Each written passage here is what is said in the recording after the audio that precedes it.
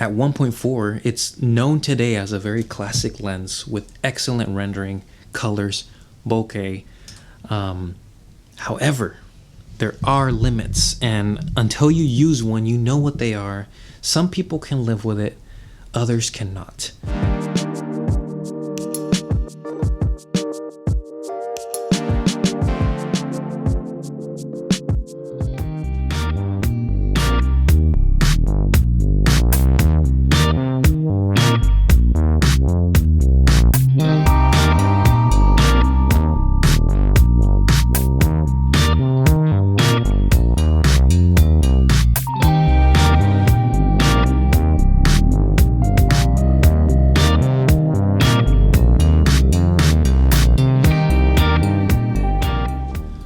I want to talk to you really quick about the Fuji 35mm 1.4. If you've been watching my other videos, you know I've been looking for an everyday camera that doesn't compromise the image quality I'm looking for and I'm used to.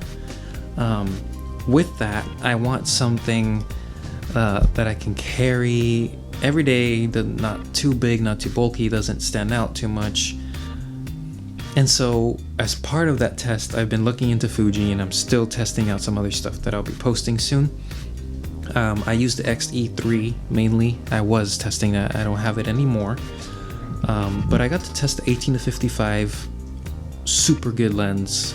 I wouldn't even consider that a kit lens, like I mentioned last time. We'll get more into that later. But I was looking for a good 50mm equivalent, and so I've used the 35 f2 before, so I wanted to try the 1.4.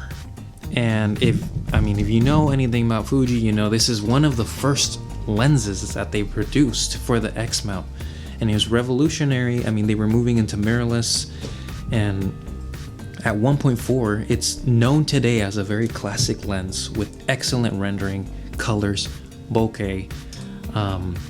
However, there are limits, and until you use one, you know what they are. Some people can live with it, others cannot. And unfortunately, I'm one of those who could not. And so instead of keeping it, I returned it, and I'm gonna get the F2 version because it is weather sealed, which is important to me. Autofocus is faster, and it's compact. Not that the other one wasn't. So let me get into just the positives on this 35 1.4. First, that thing, when I opened it, it was light. I have not had an experience like that at a 1.4. It's APS-C, so it has to be lighter, but that thing weighed nothing. It was like not even a paperweight, to be honest. It was kind of ridiculous. I didn't know that they made lenses like that. So I opened my box from Adorama. I lift the lens, and I'm like, whoa, this weighs like nothing. I've had fruits in my kitchen that weigh heavier than that lens. Anyway, I put it onto my X-E3. It's not the latest generation, so obviously it's not gonna have the latest and greatest autofocus, whatever. And then right away, I noticed the same thing everyone talks about, the autofocus. So before I mix these up, the positives are super light. I'd say it's compact, even for a 1.4. Image quality is good. I'd say I took a couple shots. I'll post a couple right now, and I was happy with the image quality, to be honest. The bokeh was good, colors, everything. It's a Fuji. They have a reputation for this. It's not even a doubt. You buy a lens, it's rarely gonna be a bad lens. And so that's all positive. My negative is mainly on the autofocus. That thing is slow and noisy. Even if you're not taking video, it's very clunky. It feels like from the time it is from. It's a couple years old. These are lenses that have older autofocus systems. They're super noisy. They're slow. They just don't match what we have today. Right now I'm using a 16mm 1.4 from Sigma. Silence, instant focus. I don't even know what's going on inside the lens. That's how good it is.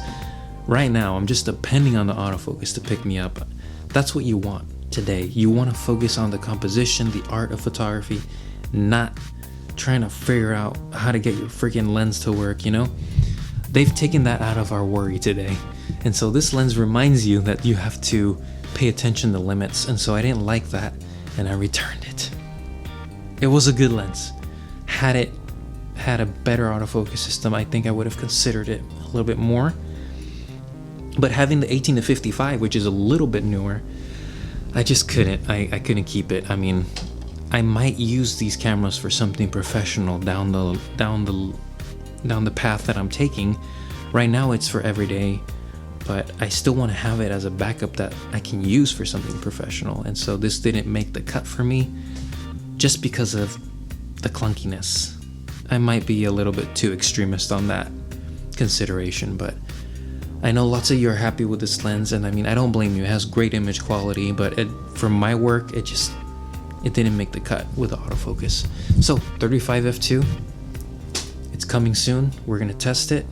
I mean, I've used it before, but I want to test it again with the XT3. I'm sure it's gonna be a completely different experience. And from the test I've seen from very famous YouTubers and photographers, 1.4 to f2, I mean, it's kind of negligible at this point on an APS-C. You can see samples online and search for that. Bokeh is slightly smoother on a 1.4 because of the 1.4, but it's not going to be a trade-off, because with the f2 you're getting weather sealing and faster autofocus and a little bit more compact. So if the 1.4 is compact, this one's just as compact, if not even more. So thanks for watching my boring headshot talking video. I have nowhere to go. I could give you some B-roll of my house, but there's nothing interesting to see except sleeping cats everywhere. I have another cat, but it's always hiding. It's one of those. So stay tuned. I'm gonna post more on that Fuji adventure. I'm loving them so far.